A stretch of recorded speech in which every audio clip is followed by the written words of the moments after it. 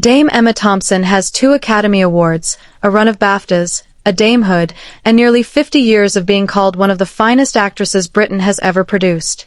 But for 6 years in the late 1980s and early 90s, she was known for something else too, being one half of a marriage so celebrated that the British press genuinely struggled to talk about her without also talking about him.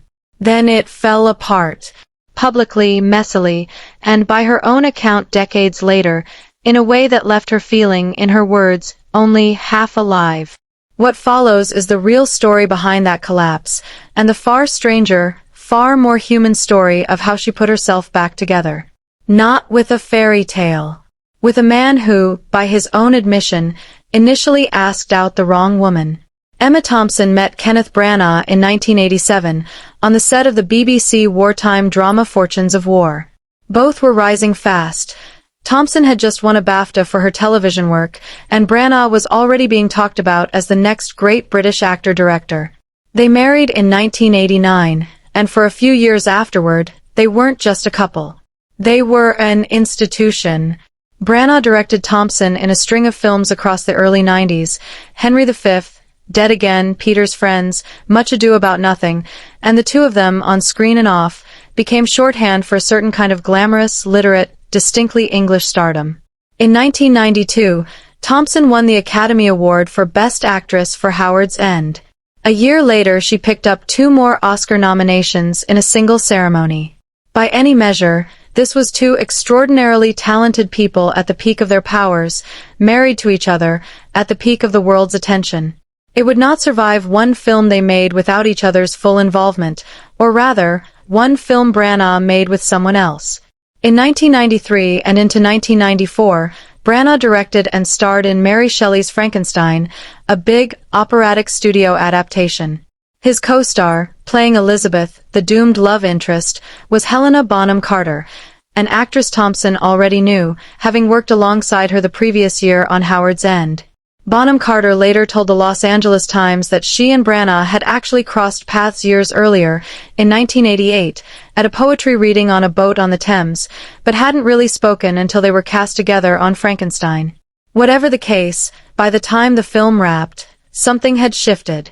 Branagh and Bonham Carter had begun a relationship. In September 1995, Thompson and Branagh announced they were divorcing after 6 years of marriage. The reason they gave publicly was the one that sounds plausible for any 2 people whose careers keep them apart: conflicting work schedules. It wasn't the whole truth, and within weeks the press had confirmed what many had already suspected, that Branagh's affair with Bonham Carter was the real cause of the split. Bonham Carter and Branagh went on to date for roughly 5 years before ending their own relationship in 1999. For a long time, Thompson said almost nothing about it publicly. It took nearly 3 decades for her to speak about the affair in detail, in a candid profile with a New Yorker in November 2022. What she said was striking, not for anger, but for how completely blindsided she described herself as being. "I was utterly blind to the fact that he had relationships with other women on set," she told the magazine. "What I learned was how easy it is to be blinded by your own desire to deceive yourself, to not see what you cannot bear to be true, in other words, even when it's directly in front of you." She went further, describing her emotional state in the aftermath in terms that are hard to hear from someone so accomplished. "I was half alive," she said. "Any sense of being a lovable or worthy person had gone completely. Think about what that means." This was a woman with an Academy Award already on her mantle, one of the most respected actors of her generation, telling an interviewer, decades later, from a place of total security, that a betrayal had once stripped her of any belief that she was worth loving at all. Fame and talent, it turns out, offer no protection whatsoever against that particular kind of damage. What Thompson didn't know at the time was that the person who would help her rebuild that belief in herself was already circling her life, carrying around a prediction about her that he didn't even realize was about her.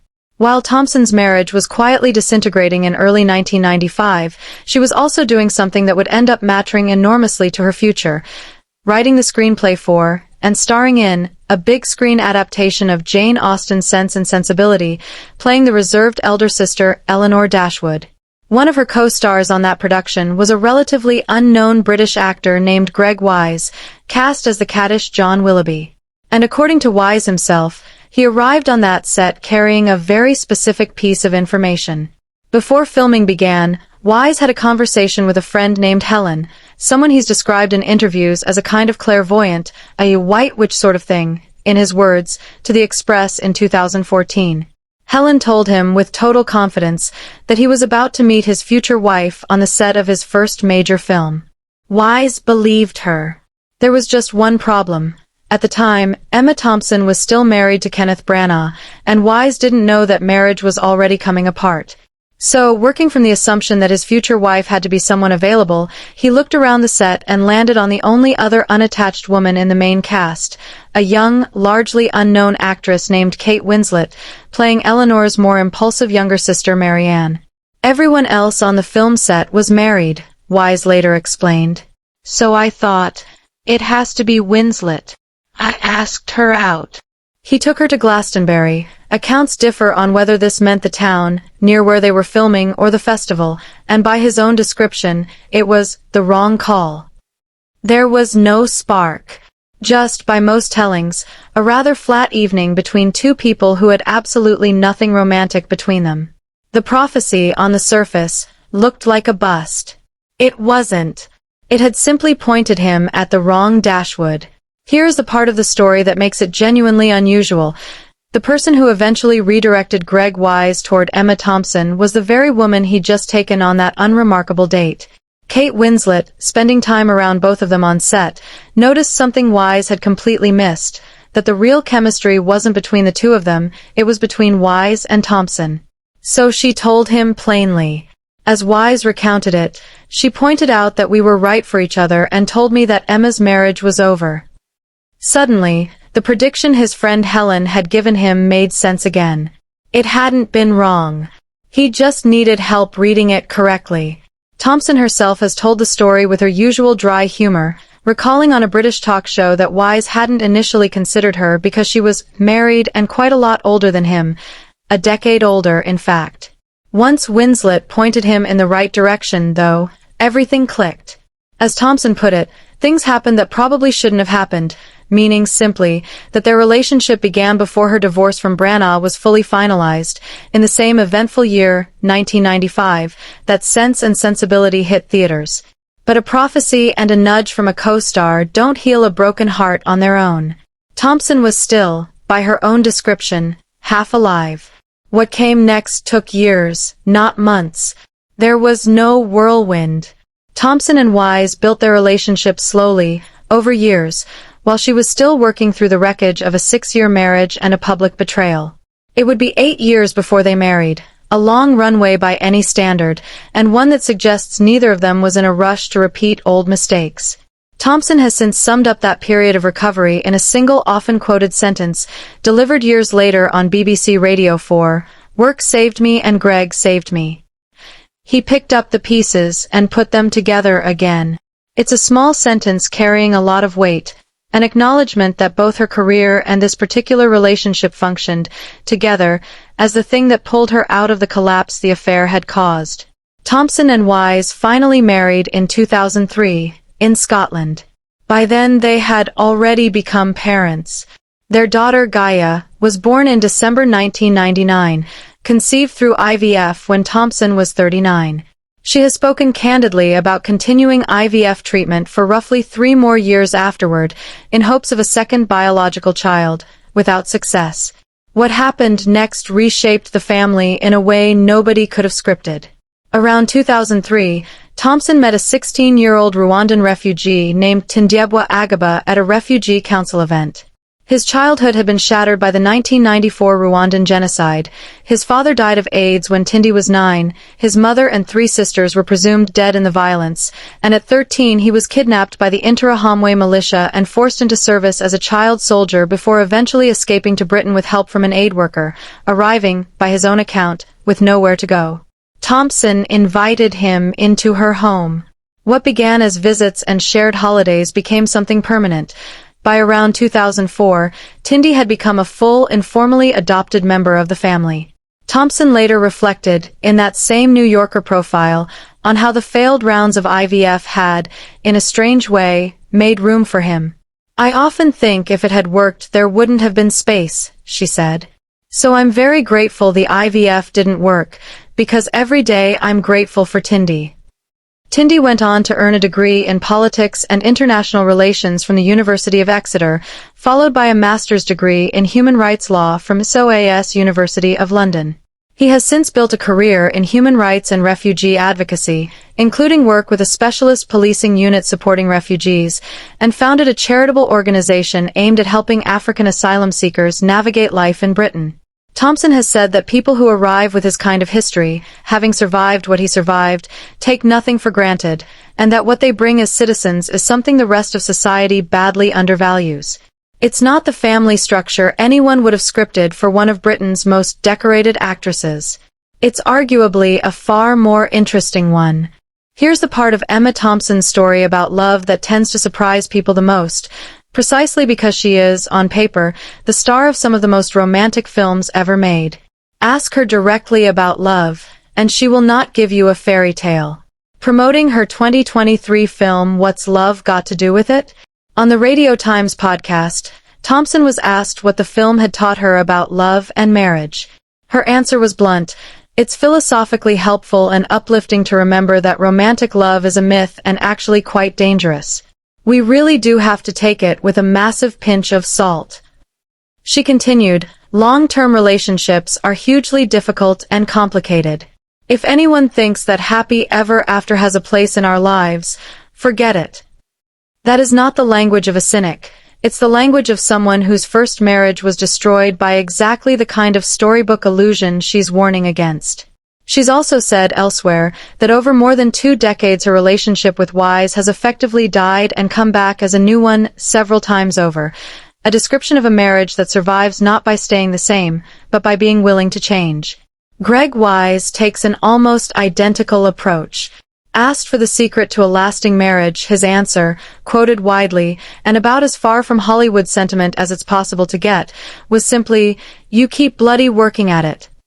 No mysticism this time, no psychic friend. Just daily, unglamorous effort. Part of that effort, both have said, is distance."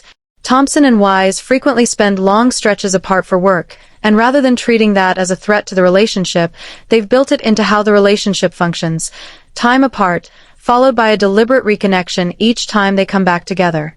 Wise has also been open about the fact that Thompson earns considerably more than he does and has, at points, deliberately stepped back from acting, including a year spent happily working as a builder after Sense and Sensibility, without it becoming a source of resentment.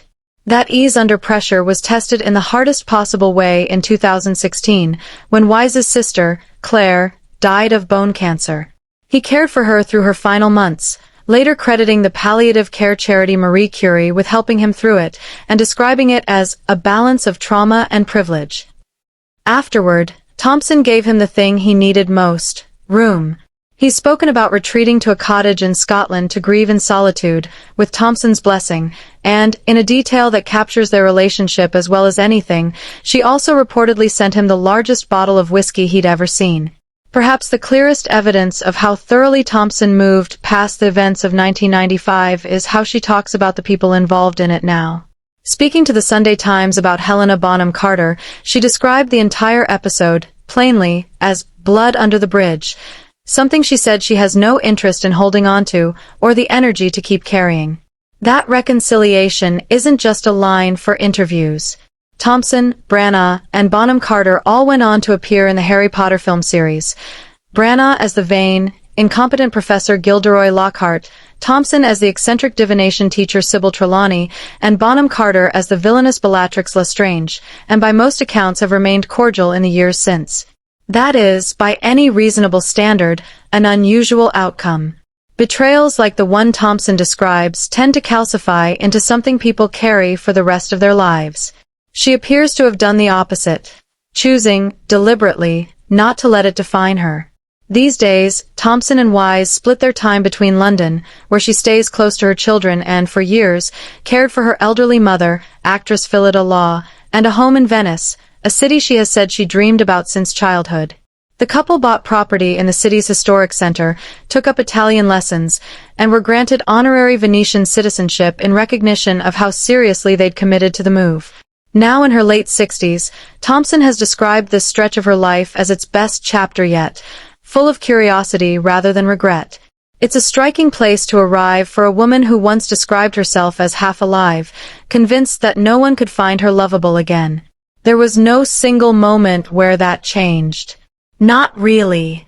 It was a psychic's offhand prediction that landed on the wrong person first. It was a young co-star, Kate Winslet, generous enough to redirect a man who'd misread the signs. It was years of quiet, unglamorous rebuilding, followed by a marriage that both people involved describe not as effortless, but as something they simply keep choosing to work at. Emma Thompson didn't get a fairy tale. By her own account, she doesn't even believe in them. What she got instead was steadier, harder one, and nearly 30 years on, still standing. The New Yorker, November 2022 profile, Fox News, Yahoo/Entertainment, Marie Claire Australia, and press reader reporting on the New Yorker interview, The Express, 2014, via Bustle and Cheat Sheet, The Graham Norton Show, 2021, via Hello/AOL, BBC Radio 4 interview, via Independent/AOL, Radio Times Podcast, 2023, via Woman and Home, AOL, Fox News, Nikki Swift, Glam, Scary Mommy, and Australian Women's Weekly reporting on Thompson's family,